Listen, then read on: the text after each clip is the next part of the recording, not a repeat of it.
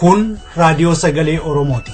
Raadiyoon sagalee Oromoo torbanitti guyyaa 3 wixata roobii fi sanbata galgala keessaa sa'a 7 hamma 7 walakkaatti kan isiniif darbu. Tamsaasni dambalii gabaabaa meetir baandii 16 yookaan kiiloo heerzii 17,850 fi karaa intarneetii oromovoice.org darbu kun amma jalqaba. Kun raadiyoo sagalee Oromooti.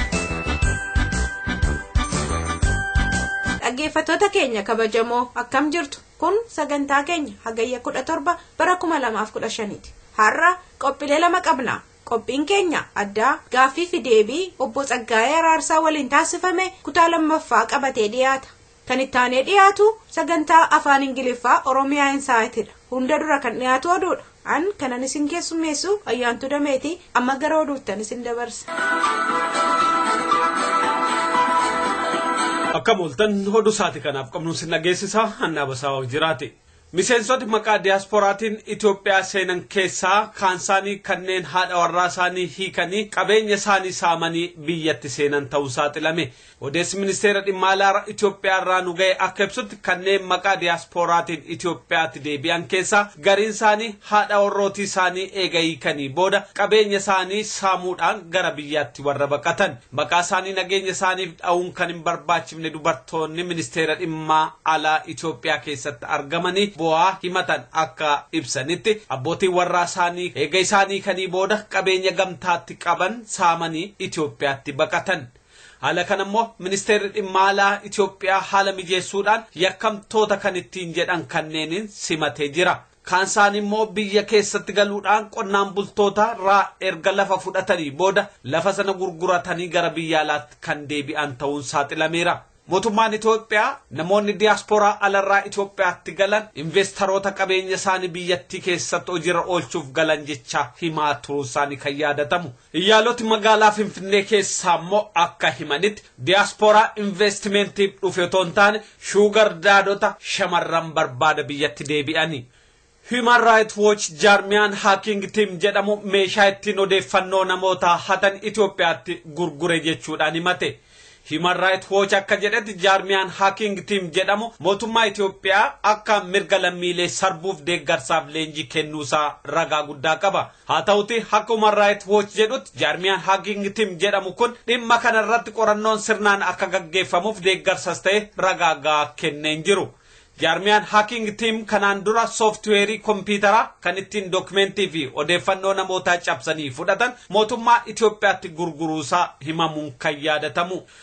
Chaayinaan sababa faalama qilleensaatiin guyyaatti lammiilee ishii 4,000 ol ta'an dhabaa jirti jedhame. Odeeffannoon Chaayinaa irraa ba'aa jiru akka ibsutti sababa faalama qilleensaatiin guyyaatti lammiileen Chaayinaa 4,000 dhabamaa jiran. Akka odeeffannoo Kiristaan Saayinsii Moonitar ibsatti Beejing ho'a faalama qilleensaatiin waggaatti lammiilee ishii miliyoona 1,600,000 ol dhabaa jirti. Haalli kunis yaaddessaa waan ta'eef mootummaan Chaayinaa tarkaanfii fudhachuu akka eegale himameera.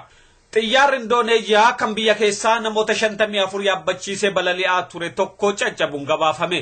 Xiyyaarri kaleessa waaree booda akka bade erga himame booda sakattaa taasifameen caccabaan xiyyaaricha argameera. Xiyyaarri ATR jedhamu kun magaalaa Jaapuuraa jedhamturraa gara magaalaa Oksibil jedhamtutti balali'aa kan ture. Lubbuun namoota haa jiraatu haa dhabamu hagayumatti wanti beekame hin jiru. Oduun isaati kanaaf qabnu kanuma qophii keenya waliin nagaan nuu tura.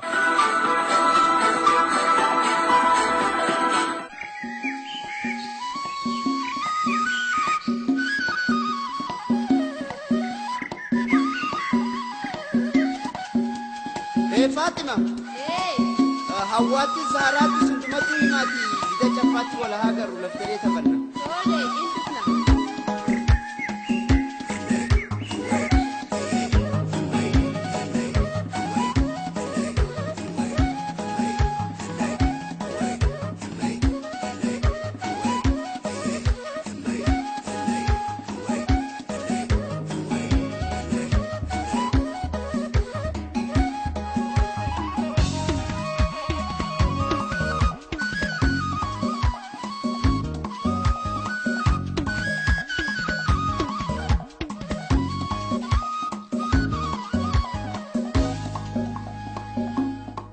Akkam oltan dhaggeeffattoota keenya oduudhaan kan eegalle qophiin keenya Hagayya 17 bara 2015 ammalleetti fufee jira. Amma immoo kutaa lammaffaa gaaffiif deebii Tsaggaayee Araarsaa wajjin waa'ee afaan irratti waa'illi keenya Aliyyi Galatoo eegalee kutaa lammaffaa isaa qabannee dhiyaannirra itti dhiyaadha. Jarri maaliif si kolfa maali waan fokkal maaliif si kolfanii atammoo yoo isaan kolfame maaf aartamaa afaanuma kan kee barataa ta'u kammoo maqaa kan kee gammachuu ittiin qabdu ture moo maaltu si aarsaa isaan ammoo maaliif si kolfan? Lakki ani waanuma naan galleetu jira. Malee ani maqaa kiyyaan uumaa abbaan koo abbaa kiyya akka malee jaaladha. Ani maqaan kiyyas rakkoo qabaa jedhee yaadees hin beeku. Garuu yoo ijoolleen tarii amma gaafa tokkoffaa baatee prize wayisiif kennuu jedhan yookaan maqaan kee waamamu ijoolleen walitti dhufteeti harka rukutaa raggaasaa faa jechaa sirbiti. Amma isaan akkuma qaanoftu barbaadanii kana godhu. Ani immoo naan galu wanti sun. Ani silaa sirriitti baradhaa nama tokkoffaa ba'ee ani ofittan boona. Abbaa kiyya immoo sirriitti itti boona. Because my father is a hero in many ways like everyone else is. Ani rakkoo isaa argee hin beeku. Garuu sammuu kiyya keessatti gaaffiin uumame ka'a. Maaliif akkanatti na waamu? Maaliif warroolee biraa akkanatti hin waamne, akkanatti ittiin kolfine, akkanatti maqaa isaanii waamanii ittiin sirbine? Maaliif isaan ittiin qoosne? Maaliif ana naqaaneessuuf akka maqaan kun maqaa addaa ta'e maaliif na laalu jedhee ofitti yaaduu jalqabe. Kanaaf I became curious and sanii achi gaafa manni barumsaa cufamu ganna keessa gara abbaa kiyyaan deema jedhee harmee koo gaafadhe isheen immoo na ergitee deemee biyyatti dhaga'uu jalqabe. Garuu hin dubbadhuun ture. Gaafa uummanni haasa'u kana nan dhagaa warri Gujii gaafa gabaa dhufan. Magaalaa keessatti garuu namnis afaanuma Amaaraa dubbata. Achittis waan baay'ee jaalatamuun turre bara san in the 80s. Garuu inuma agartaa yoo gabaa dhufan uummanni baadiyyaa uummanni Oromoo kun afaanuma isaaniitiin haasa'u amma taate san gurgurachuuf waa bitachuudhaaf yoo fedhan akkasuma afaanumaan haasa'u isa nan dhadhagaa garuu baay'ee ittiin hin fayyadamne yoo ganni sun darbu deebi'eetan mana barumsaatti gala Finfinneetti akkasitti guddadhe. Garuu namni akkuma beektu seenaa keenya keessatti namni maqaasaa kan jijjiiratu, namni amantiisaa kan jijjiiratu, namni aadaasaa kan irraanfatu jaalateetii miti. Akkuma beektu pireesharii guddaatu jira. Hojii yoo argachuu barbaaddeef social capital kee yoo akka guddatu barbaaddeef maqaa jijjiiratta, maqaa Amaaraa sii moggaasu akkasitti dabarta bara sana. Kanaaf namni afaan Oromoo qabu tokko tokko hin qaanawaa ture. Anaaf garuu waan akkasiin jiru ture akkanumaan curious na godhe garuu yoo library deemee kitaabotas dubbisu, seenaa dubbisu, waanuma Oromoo kana dubbisaa. Manas deemee kanuma isaan gaafadha. Isaan immoo waan baay'ee waan ibsineef ani immoo itti fufee amma taate kana baradhe jechuudha. Yeroo sanii sirba fa dhageettee beektaa sirba Oromoo kana faa dhageettaa yookaan dhageettuu sirba eenyu fa dhageeffattaa yaadattaa sirba sanniin? Sirbi dhaggeeffamu baras sirba tokko akka Tilaahun Gassasa sirbu kana faa takka lama reediyoo irratti yoo dhageessee isuma dhageessaa sanii achi baran ani of beekee sirba faa dhaggeeffadhu Tsaggaayee dandanaan dhaggeeffadhe. In the 80s. Suutumee kan jedhu sana isa akka malee jaaladhee isuma wajjin gurgumaa ture baras. Garuu baay'een dhaga'u ture. Sirba bitoo Oromoo garuu inuma beennaa. Oromoonni Finfinnee jiran yookiin Finfinnee dhufanii sirban bara baraaniin dhufu ganna keessa sirba aadaa kana sirbu. Isaanin agarraa, isaan faana deemnaa, hin ilaallaa. Namni gariin itti kolfaa, ani immoo waanuma abbaa kiyyaa san na yaadachiiftii kanaaf jala kaa'ee isaan dhadhagaa ture. Afaani hariiroo nama lamaa ta'ee ka hawaasaa jidduutti amma hawaasa keessatti yeroo garii nama afaan Oromoo dubbatu kama fedhe haa ta'u. Akka waan nama ofiitiin laaluun hin jira. Nama afaan Oromoon dubbanne ammoo akka waa alagaa yookiin ammoo akka waa diina ta'etti ilaaluun ni mul'ata yeroo garii. Kun waan maalirraa ka burqese fakkaata? I think kuni wantuma jiru yoo uummanni tokko yoo afaan isaa sirriitti dubbatu si jaalata ofitti si qaba. Yoo afaan isaa hin dubbanne taate immoo baay'ee ofitti si fudhatu. Waan ofii godhee ofitti si fudhatu kuni waanuma jiru. Oromootaaf garuu kuni waan guddaadha because wanti hundi afaanuma kanarratti ijaarameeti jira wanti keenya. Akkuma sirbichi jedhu afaan Oromoo hundee Oromoo akka jennu sana. Oromummaan keenya afaan kana keessatti ture. Akka sabaatti of laaluun kun afaanuma kanatu wal na barsiisee Oromoo nu godhe. Kanaaf uummanni baay'ee nama afaan dubbatu kana jaalatanii afaan kan dubbanne immoo ofitti fudhatan. Garuu uummanni Oromoo seenaa isaa sirriitti beeku akkaataa namni afaan kana wajjin jiraate ni beeka. Kanaaf nama hin dubbanne achi ofirraa fageessanii akka Oromootti hin laallu jedhanii ofirraa fageessuun gaarii natti fakkaatu. Garuu immoo Oromoon tokko afaan isaa barachuuf amma taate san tattaafachuutu irra jira. Afaan isaa dubbachuuf, barreessuuf, dubbisuuf kanaaf tattaafachuutu irra jira jedheen yaada akka nama Oromoo tokkotti because for Oromoo afaan is waan baay'ee jechuudha. Akkanatti yaadaan.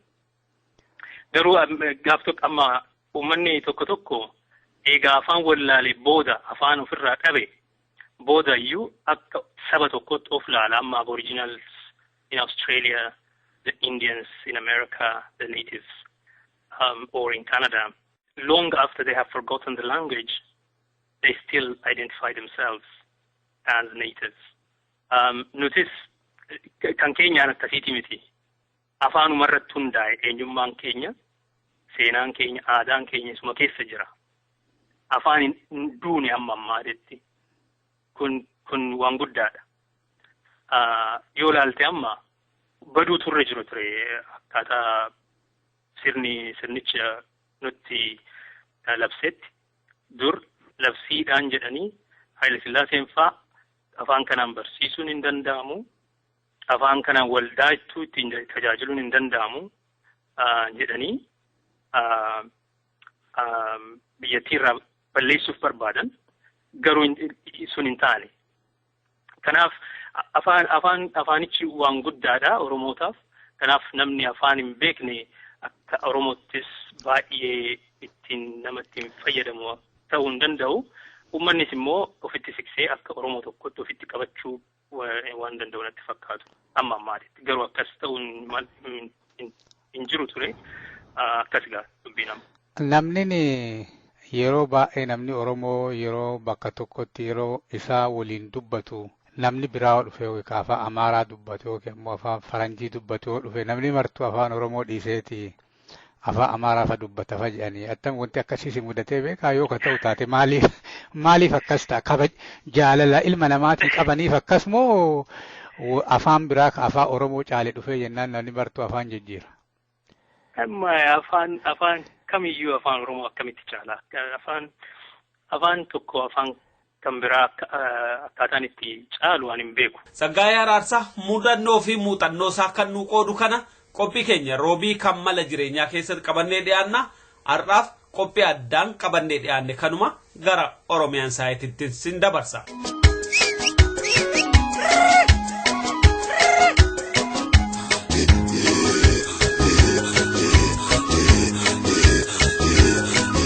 This is Oromo Voice Radio English program.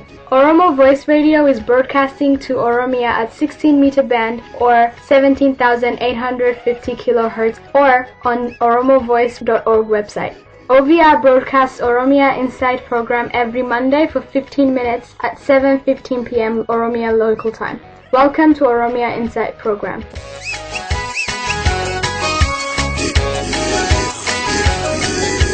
Welcome to Oromia Insight. My name is Ali Galato. This is part 2 interview with Professor Amdesa about Obama visit, state terrorism, and the Oromo struggle. It was the military government in Ethiopia that gave weapons to the Somalis in the east and to overthrow Siad Barre. The government in Ethiopia, successive regimes, always wanted to have a weak Somalia because the Somalis claim territory in Ethiopia, the Ogaden, which Emperor Haile negotiated with the French, with the British to get that territory. Therefore, successive regimes in Ethiopia always wanted to have a weak government in Somalia, weak state. And then Madda Zenawi, the former prime minister of the TPLF, was very successful in this, playing shrewd games, dividing groups along clan lines. And then after the whole system collapsed, completely collapsed, and there was chaos, and there was a conflict, starvation, there was a new group emerged in Somalia, Justice Court, Islamic-based Justice Court ruling by Islamic laws. Madda Zenawi, the Prime Minister in Addis Ababa, invaded Somalia. So when he invaded, there is this history of hostility toward Ethiopia by Somalis. Some groups say, the heck with you, so we are going to seek support from Al-Qaeda. Then Al-Qaeda also grabbed their relationship. And then when we have a new situation now. So for every event that happens in the Horn of Africa now, the Ethiopian government has this card. If you don't support us, Al-Shabaab is going to hit you. If you don't support us, Al-Qaeda is going to do this. So President Obama, his president, the people before president before him, they bought this argument. Therefore, what you have is a vicious circle. The very group that creates chaos in Somalia now pretends itself to be the savior, the provider of security in the region, to protect the interests of the West, including the United States, particularly of the United States. This is the connection between the two important events. So the Ethiopia terrorizing the people, whether it's through identity or through religion or other means, it is state terrorism. How do you explain the situation in Ethiopia? Okay, first of all, I teach a graduate course on terrorism, okay? First of all, the definition of terrorism. Simply stated, terrorism is defined as when a particular power targets civilians to create fear, okay? It is attacking civilians indiscriminately for the purpose of creating fear. That's a basic definition. The confusion we have is sometimes in the public arena, when people talk about terrorism, they confuse two issues. They confuse the issue of morality, killing innocent people is bad, and then they also confuse the issue of terrorism, the idea of creating fear. But terrorism is also caused by state systems, like in Syria now. For a long time, the president of Syria, Assad, has been creating terrorism in order to stay to power. Terrorism, essentially, you attack a civilian population, soft target, to create fear. You have opposition, you target them, and to create fear. So it's kind of interesting. The recent election in Ethiopia, there were commentators, outside of Ethiopia commentators, observed that one gentleman said that he had never seen such a fear as he saw in Ethiopia anywhere in Africa. Such a fear. So, the form of terrorism is, if anybody says, I want basic right, they will be killed, they will be put in jail. Then not only that, since they belong to non-Tigrayan ethnic group, they will buy some groups against them, and they terrorize them. So they use people against people. So therefore, once you divide a particular population, people cannot trust each other. Therefore, they are always living in fear. If I say this, they are going to tell the government. It's kind of interesting. Somebody reported when Obama gave a speech at the African Union, there was somewhere he gave a speech. A student reportedly said, I was afraid of clapping my hands because I was not sure who's going to watch me.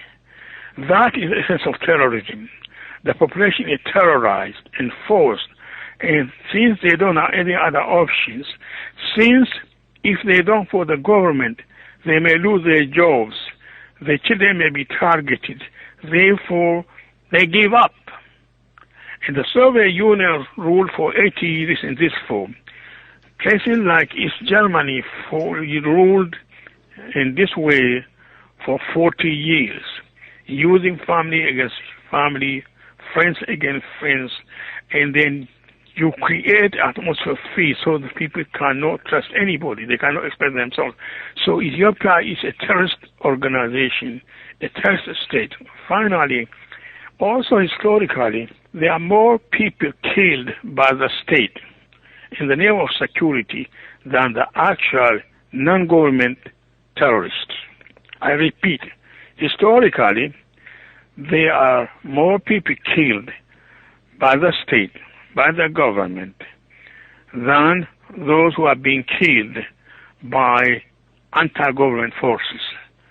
So that is the essence of terrorism. So the government in Ethiopia is a terrorist agency.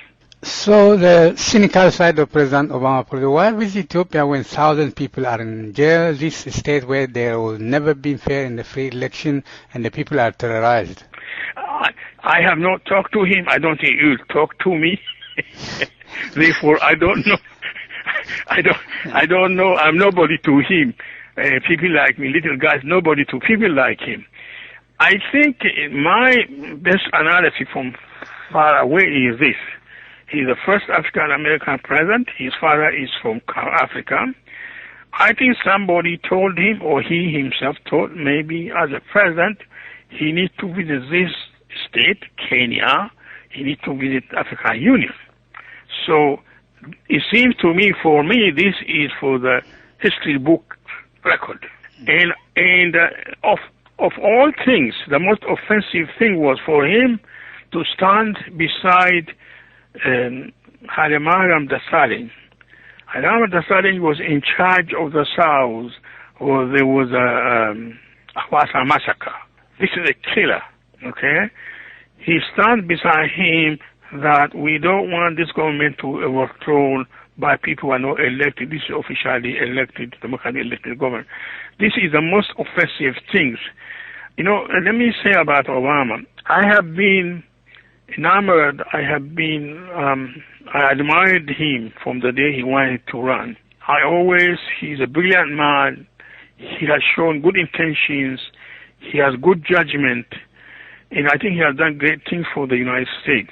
However, let me just give you, when he gave that eulogy at the AME Church in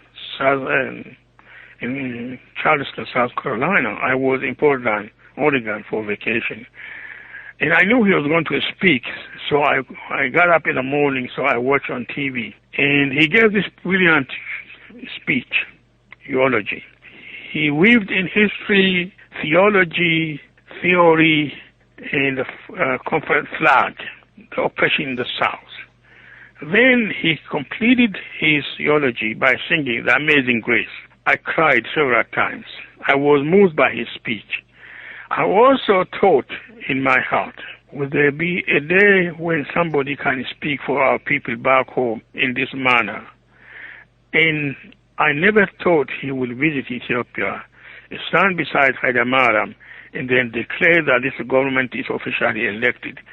I thought that was a terrible history. So to the question, your question, I think this was done for history books. I don't think he got any benefit out of it.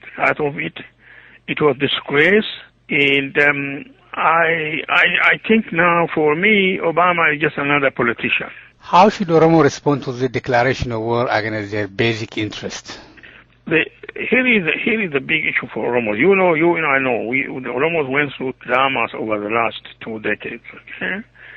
The conflict was between those who say we want to stay in Ethiopia, those who want to say we want to be independent Ethiopia. And then out of these dramas, one group organized themselves, the ODF, Oromo Democratic Front, and they want to go home to Ethiopia to persuade democracy, all of that stuff. They took all that risk, all that propaganda in a very unique way, in a very dramatic way. The TPLF, the Tigray Liberation Front government, kicked them out. They would not allow them to enter the city. They kept them out there at the airport and finally said, you have to leave. So that road is gone now. Nobody can think that road realistically. I always knew, I always argued, I've all written, I've spoken about it. That is, it is not possible to democratize Ethiopia under this condition.